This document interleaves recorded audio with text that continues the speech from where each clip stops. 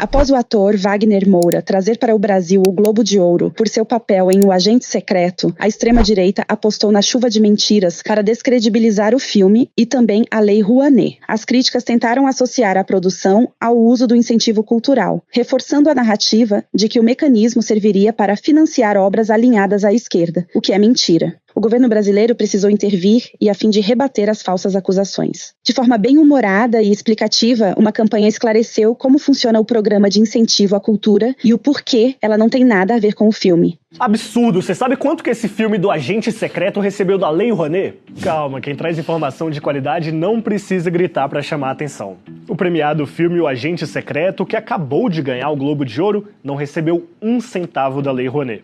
Até porque a Lei Rouanet não financia esse tipo de filme de longa-metragem, apenas aqueles de média e curta-metragem e preservação e difusão do acervo audiovisual. E olha, tem outra coisa também que é muito importante a gente lembrar. A cada R$1 investido pela Lei Rouanet, outros R$ 7,59 retornam para a economia e para a sociedade. É como se você emprestasse para o seu cunhado, por exemplo, R$1.000 para que ele compre um terno e vá para uma entrevista de emprego, por exemplo. Aí depois ele vai para a entrevista de emprego, consegue aquela vaga e depois melhora de vida. Aí ele vai e te devolve mais de R$ 7.500.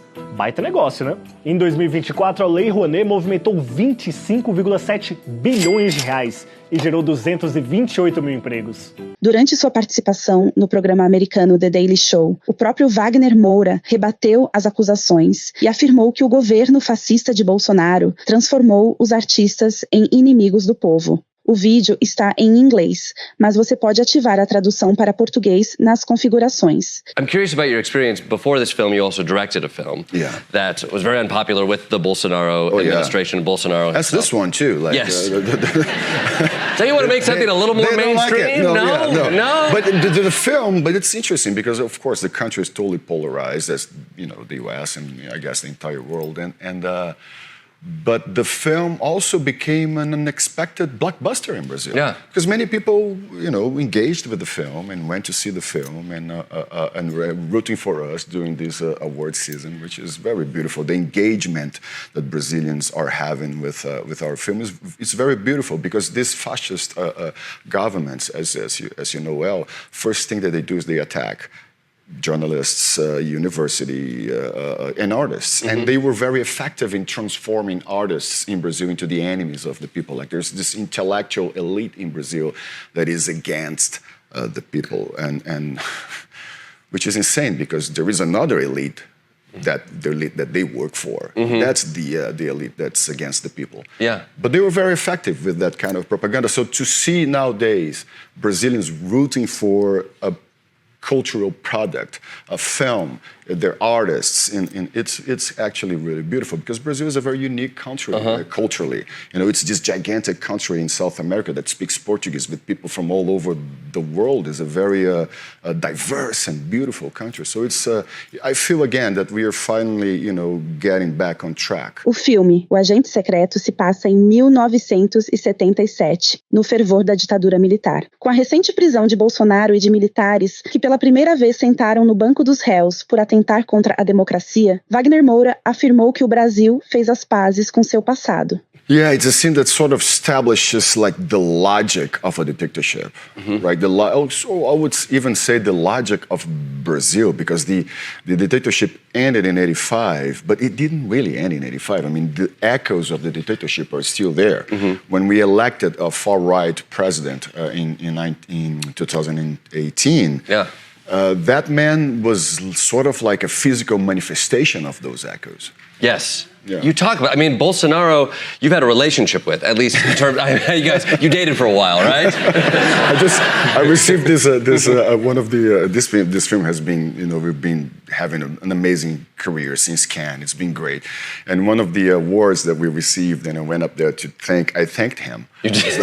I was like, thank you, because without him, we would never have done this film, because this film comes from the director, Kleber Mendonça Filho, and I sharing our perplexity over what was going on in Brazil from 2018 to 2022, when this man came, elected democratically, but he came to bring back the values of the dictatorship to Brazil in the 21st century. So we were perplexed, and we were calling each other to go like, how can we deal with that? How can we react to that? So this is how the film like came about. I think that preservation of memory is a very important thing. You know, back in '79, we had this law called the Amnesty Law that basically forgave all the torturers and killers and people that did despicable things to civilians. And I think that was a very bad thing for our collective memory or our lack of memory, because you know, there are things that cannot be forgotten. There are things that cannot be forgiven.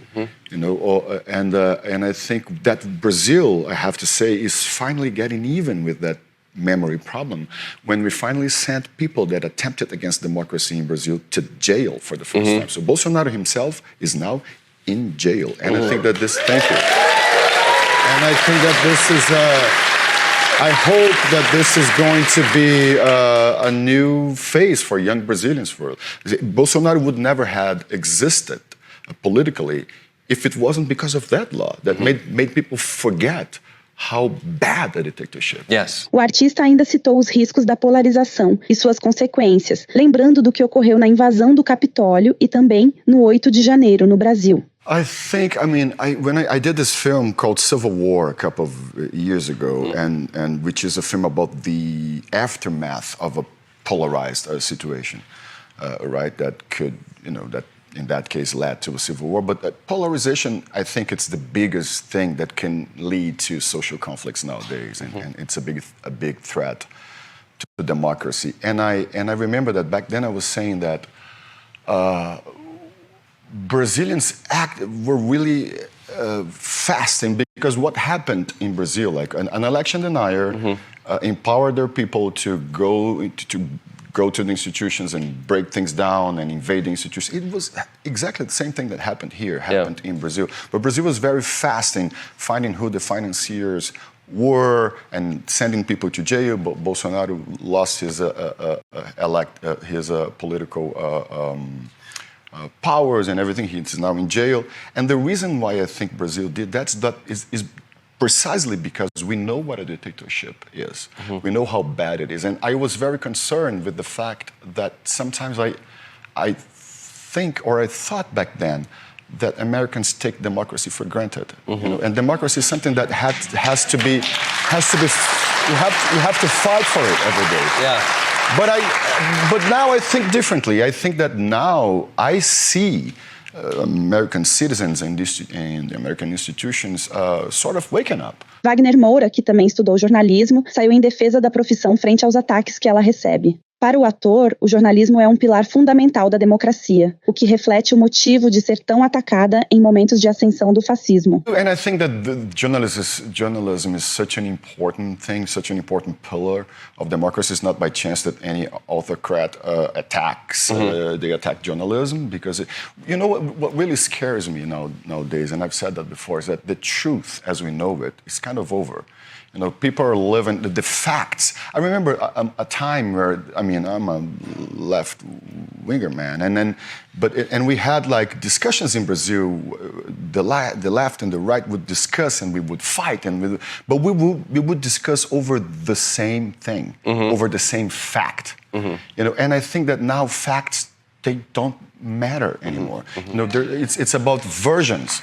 You know, people have versions of the truth. Yeah.